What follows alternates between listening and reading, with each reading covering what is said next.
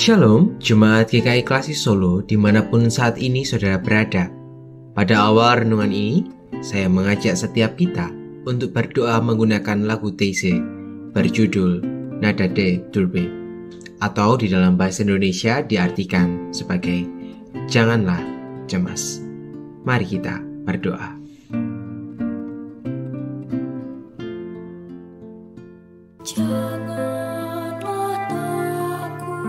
Janganlah cemas, di dalam Tuhan berlimpah rahmat. Janganlah takut, janganlah cemas, serahkan Tuhan. Janganlah takut, janganlah cemas, di dalam Tuhan berlimpah rahmat. Janganlah takut, janganlah cemas, serahkan Tuhan.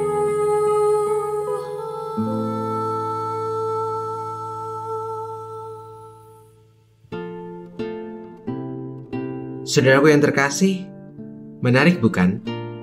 Pada Sabtu Sunyi ini kita diajak untuk tidak cemas atau khawatir. Padahal manusia selalu cenderung untuk memiliki beragam kekhawatiran akibat permasalahan yang dihadapinya. Namun pada perenungan kali ini kita diajak untuk memiliki sebuah ketenangan batin. Maka perenungan hari ini akan kita ambil di dalam Injil Matius pasal ke-27 ayat ke-59 sampai dengan ke-60. Dan Yusuf pun mengambil mayat itu, mengapaninya dengan kain lenan yang putih bersih, lalu membaringkannya di dalam kuburnya yang baru, yang digalinya di dalam bukit batu. Dan sesudah menggulingkan sebuah batu besar ke pintu kubur itu, pergilah ia. Demikianlah pembacaan kita. Saudaraku yang terkasih di dalam Tuhan, Yusuf dari Arimatea merupakan salah satu murid Tuhan Yesus. Ketika ia mendengar bahwa Tuhan Yesus telah mati di atas kayu salib, ia meminta izin kepada Pilatus untuk memakamkan sang guru. Ia menguburkannya di tempat kuburan yang baru. Dan sungguh unik. Kita mungkin bertanya, di manakah para murid Yesus yang lainnya? Mengapa mereka tidak melakukan apa yang juga dilakukan seperti Yusuf dari Arimatea? Mereka sedang ketakutan dan memilih untuk lari dan bersembunyi. Namun Yusuf dari Arimatea ini justru memberanikan diri untuk merawat jenazah sang guru. Meskipun kala itu di dalam hukum Taurat, mayat orang mati yang disalib tidak boleh digantungkan semalaman. Demikian juga dengan hukum Romawi yang mengatakan bahwa mayat yang disalib boleh diambil oleh kerabatnya. Sebab jika tidak diambil, maka jenazahnya dibiarkan menjadi makanan para hewan. Mendengar hal ini, mendengar peraturan ini, hatinya tergerak. Meskipun saat itu mungkin di hati Yusuf dari Arimatea sedang berkecamuk perasaan sedih, perasaan takut, perasaan bimbang. Namun ia dapat dengan bijak tidak larut di dalam badai persoalan itu seperti para murid-murid lainnya. Ia memfokuskan hidupnya kepada Yesus, dan itu ditunjukkan dengan ia hadir dan bersedia untuk menerima berbagai macam resiko. Namun kita bisa melihat bagaimana ketenangan batin inilah yang membuat ia bertindak secara tepat.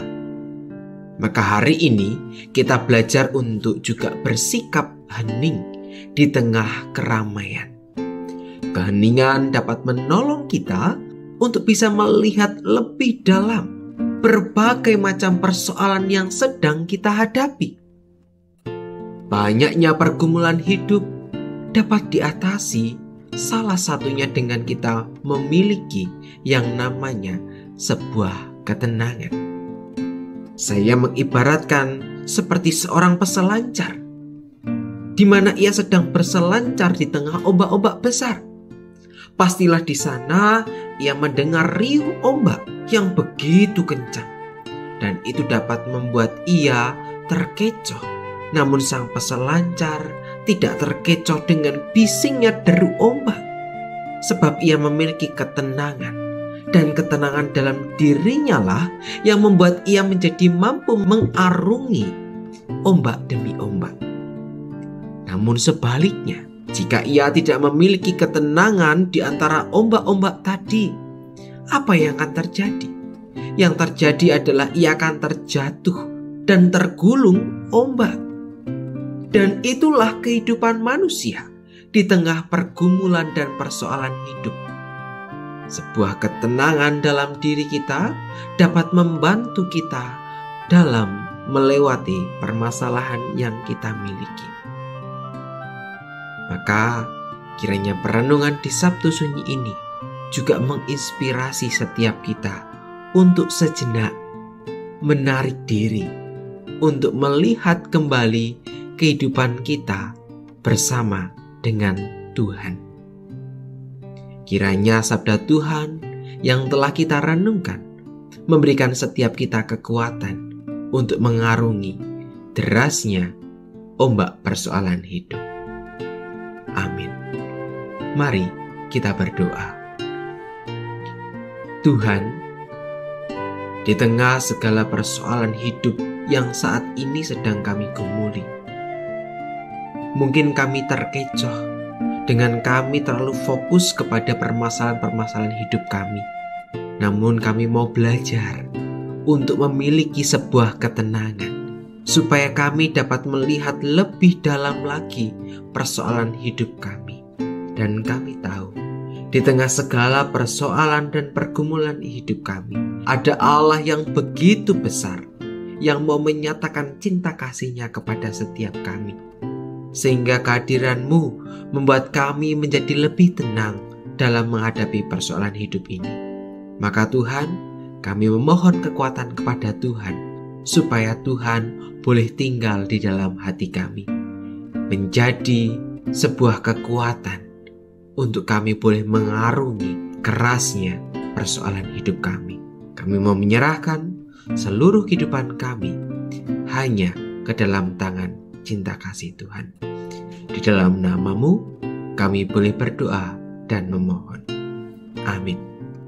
Saudaraku yang terkasih, demikianlah perenungan kita. Selamat melanjutkan kehidupan di dalam keheningan bersama dengan Sang Bapa. Tuhan Yesus memberkati.